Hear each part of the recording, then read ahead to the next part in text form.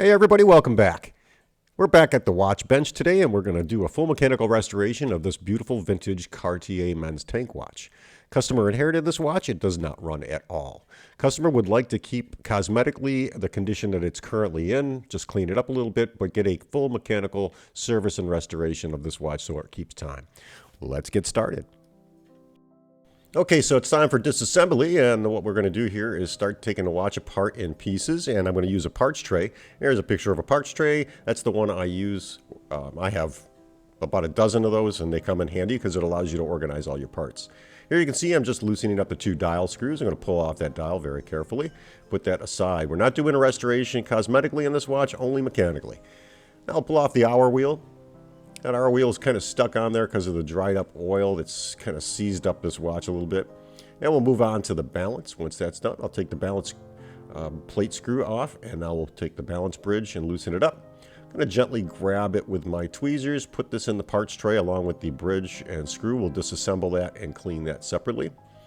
Moving on to the pallet bridge, we're going to remove the pallet bridge and then the pallet fork. There is a little bit of wind left into this watch movement. You're going to see it when I take the pallet fork out. It wants to unwind. That's the first time this watch has wanted to run on its own. I'll move on to the ratcheting wheel for the mainspring barrel. Take that screw out, get that gear off of that and put that aside. And now the reverse threaded screw for the winding gear. And again, this is a reverse thread. It's very delicate. If you push too hard in the wrong direction, you'll snap that head off, so be careful, both when you're disassembling it and assembling it. Now it's a good time to move to the three screws that hold the mainspring barrel in place, and this is called the barrel bridge. We're going to pull that off. Take those three screws again, put them in the parts tray, and I will keep all of these associated parts together in certain parts of the tray just to keep it organized. I'm going to pull that mainspring barrel out. I do have a mainspring for this, so we're going to put a new mainspring in this watch. I think that'll give it another 50 years of good running time. Move on to the train bridge. We'll pull that quarter bridge out. Two screws hold it in place. Put that aside in the parts tray. Gently lift the bridge off the watch, and then we're going to take each gear and put that with the rest of the bridge plate and the screws. Keep those together so we know where they go. This is the cover for the two setting wheels or two setting gears. So I'm going to pull the screw out. I apologize for the focus. We'll grab that little plate off of there, put that aside, and now that exposes the two set wheels and the minute wheel. We'll grab the first one, we'll grab the minute wheel, and I did grab the first setting gear. Now I'm moving on to tightening up the two dial screws, because when I go ahead and throw that in the cleaner, I don't want those dial screws to come out. So here's the new mainspring, and it's in the barrel. I've greased it up a little bit, and I'm putting the cover on. These can snap in by hand. They're small enough and delicate enough that you just need to snap them together by hand. So everything's cleaned up. I've assembled the clutch system. I had to do that under a microscope. I took the balance jewels off the full plate and the balance bridge, clean those, put those back in. And now I'm just putting the set gears in place. So here's the first set gear. That's the one that attaches to the clutch. And then we're going to put the minute wheel back in place. Now this minute wheel, you see, kind of seats onto a post in the watch, which is a common thing for some Swiss manufacturers. It's not used too much anymore, and I don't think it was the greatest design ever, but it worked. And here we've got the keyed plate that covers the two set gears. We're going to put that in place, and the one screw that holds that in position that keeps those set gears from moving vertically. Tighten that up, and that will complete the upper part of our main plate. The only thing left here would be to assemble the hour wheel, or put the hour wheel in place and put the dial back on. I'm going to do a full test here. So I do a setting test and a winding test of the clutch system to make sure everything turns freely. And if it does, we'll move on to the train as well as the main barrel. I didn't have to put the barrel in place. I just like to make sure that everything's seated correctly, and if there's going to be any issues, I've got everything in the watch movement as I move forward. So I like to see where everything seats. This last gear gave me a little bit of an issue. There's a little bit of play between the pinions and the staffs for some reason. It's a manufacturing thing, not a wear thing. Now we're going to put that train bridge in place.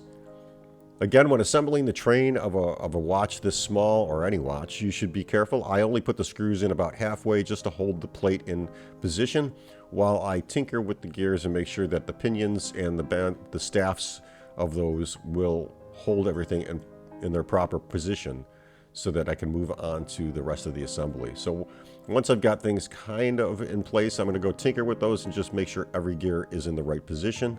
Once it is, I'll tighten those screws up. Now that that's done, we can move on to the mainspring barrel, get that in place, and get the barrel bridge.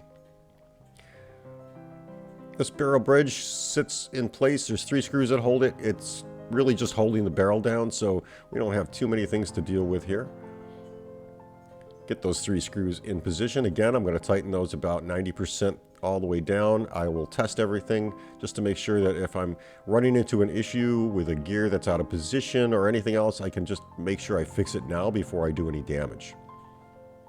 Once that's done, we'll tighten all the screws in and move on to the next part.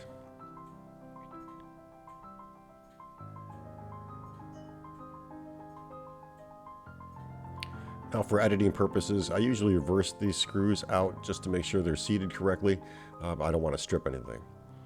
So here you can see the spacer for the main winding gear. So we're going to put that winding gear in position. That's directly connected to the clutch system. This is the reverse threaded screw, so we'll get that in position. Again, I'm emphasizing that be careful with this. When you're tightening it or loosening it, you don't want to go the wrong way because you could damage the screw, you could break the head off, and that would be a relative nightmare, especially on these vintage watches.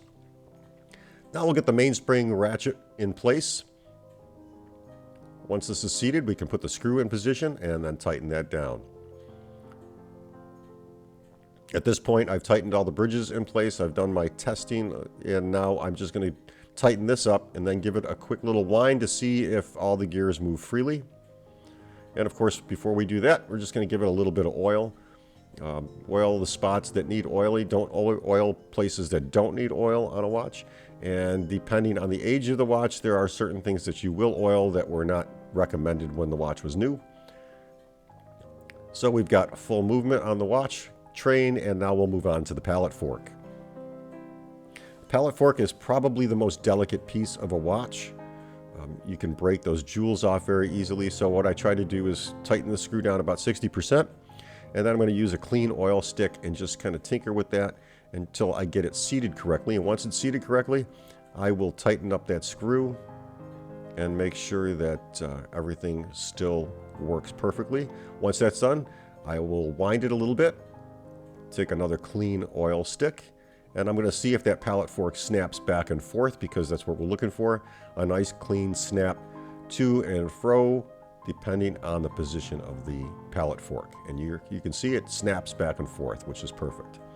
And then my last and favorite part of the train assembly is the balance. Once I know everything is in there correctly and I put the balance in, what I'm looking for is when I seat that balance bridge in place, that watch should take off if it has enough of a wind on the mainspring, which this one did.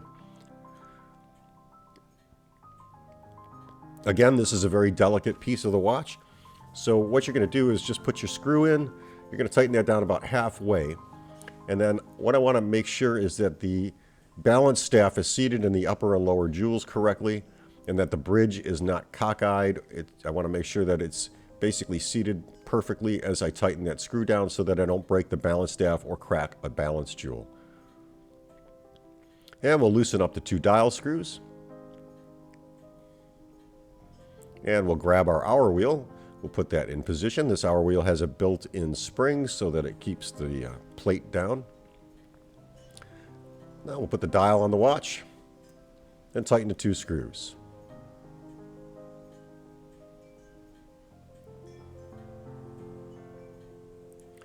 And I'm just going to make sure that the dial is seated correctly and there is no gap in there. This is a good time. Once I've brought the watch to the timer and adjusted the timing, I can just mark the case with what I did. I use plain English abbreviations for what I do to a watch. I think it just makes it easier for the next guy who has to come along. Instead of using coded numbers or letters to mark or indicate what I did to the watch, I like to make it easy for the next guy. Now I'll put this in the case back and put the hands on. So we're going to push that hand down just enough so that it's seated correctly. I'm going to adjust it to a position where I can add the minute hand.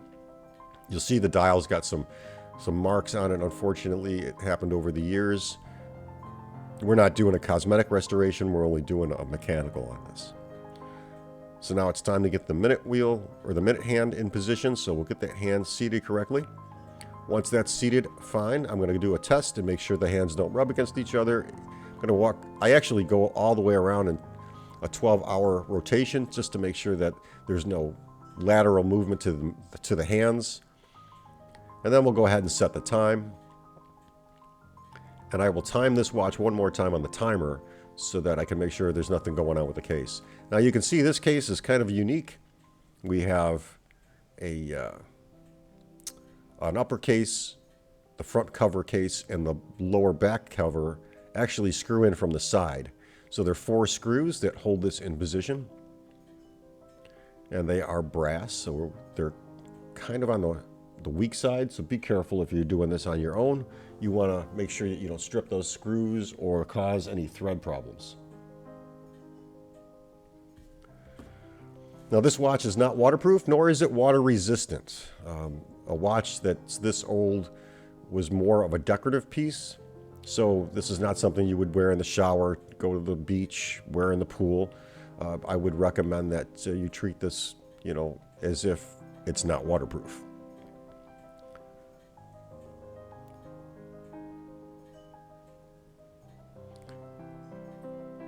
So here we are looking at the back cover of the watch. The watch is completely assembled, and at this point we can move on and do a 24-hour test. The customer who owns this watch did not want a new crystal on the watch. I'm really going to suggest that they get one in my notes back to the jeweler who sold the job, because I think it would make this watch look a whole lot better. Let me know what you think in the comment section below, guys. If you like this video, please give it a thumbs up. If you're not a subscriber, consider subscribing. If you want to see more of my videos, make sure you check out the playlist for watch repairs, jewelry designs, things like that. Thanks for watching. Have a great day.